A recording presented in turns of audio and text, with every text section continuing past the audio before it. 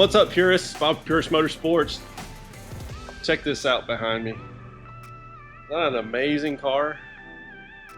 That there is a 1981 Cobra. It is a real 81 Cobra. It wasn't made to look like one. It is an actual 81 Cobra. So I kind of know the history of this car because it was local to me for sale several years ago. And of course it was in disrepair. But if you were to buy something like this and it needed full restoration, you'd be hard pressed to go all original. One, several years ago at the time, it really wasn't worth going back all original. Two, let's be honest, an 81 Cobra, the name is about the only thing that's performance when it comes to these cars in the early 80s and late 70s. All about the stickers, the look, which it does. It has the look. I mean, it's amazing, right? The whole car put together looks amazing, but it doesn't have the speed at the time with a stock motor to back it up, although it's probably a performer for its day. And by modern standards, it's well, there are plenty of minivans that will smoke a stock 81 Cobra. So I guess it leaves the question is, if you get this car, what do you do with it? You buy it. Most people are going to modify it, but I like what the owner has done with this is you make a theme of it.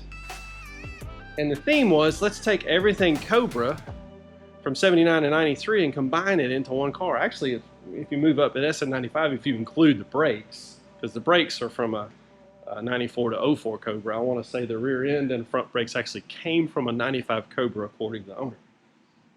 But you make a car that combines the best of all the Cobras, because I mean, 93 Cobras, if you've watched the values, are skyrocketing. But this car, I think it looks amazing the way it is, and it actually has a 93 Cobra style drivetrain. It's got a few different mods on it. Its valve covers are different, as you can see in the video I'm going to show you. This car has a 347 in it as well. Stroker 302. That would be, I guess, par for the course for this car with the modifications that are done to it. It makes it way more fun to drive. But Cobra intake, and it actually is an automatic car. Now, I know everybody's why? Most of these cars, included the 86, they're automatic cars or have been swapped to automatic because the owner's wife and oldest son, their medical condition challenges them to be able to drive a manual. So the whole family can enjoy it. It was converted to an automatic for that reason. Which I want to say most of the cars in the early 80s, I don't see a whole lot of 4-speeds. Most of them were automatics that I know of. Not looked at production numbers. If you know, comment below. Maybe you know how many automatics were produced. I know there's some guys, aficionados, that follow the early Cobras pretty heavily. But I think it's a perfect theme. You have modern drivetrain. Well, modern is in the Fox modern, not Coyote, but fuel injection.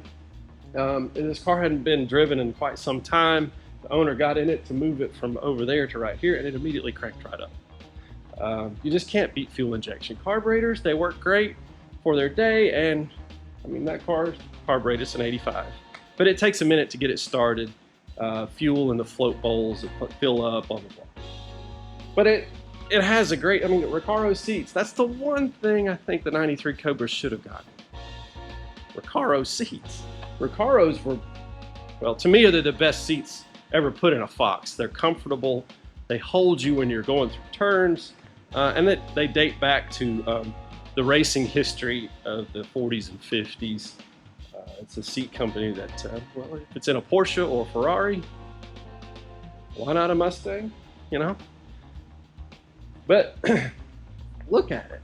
I mean, this was fully restored, but with modern fuel injection spec drivetrain. I just love themes. I think that's the thing with me with builds. This is saying true to the period. That's kind of the phrase that I've thrown about with Purist Motorsports. This is true to the period. In other words, it's period in time. The look, all the decals are correct. And it's true the period in that it's a swap, a modern drivetrain swap. But it's a T-top car to boot. That's always fun. I mean, you couldn't get a convertible back in '81 unless you had a company. There was a company that was converting them. But if you were to, you'll find them every now and then. There weren't many made, but the convertible top, when it collapses, it sits really high, look kind of funny. They weren't exactly done. I guess they made it work at the time. This is the best way to put it, so without being too critical. But I love the early cars. I mean, it just shows off that boxy square line of the Fox. It's amazing. And I think this is a car that it fits the bill. It's one that's been saved because I know I saw the car on Craigslist before it was converted, and I'll show you pictures of when the owner got it. It needed a lot of work, and I want to say there may have been a little rust in it, and that's all been fixed. It's all been put back together, but that's just an amazing piece of Fox body history right here. It's been transformed into a cruiser. How about that? It looks like vibrant red. Hey Terry, is this a vibrant red? Vibrant red, yes. Okay. Oh, that's what I thought. Oh, the owner's sitting in the other room. I had to ask him. It looked like 93 Cobra vibrant red, but it's 100% that. So even down to the paint, it's a Cobra through and through. It's probably my favorite part. Is the hood. I love the hood scoop. Pace car, Cobra hood scoops. Man.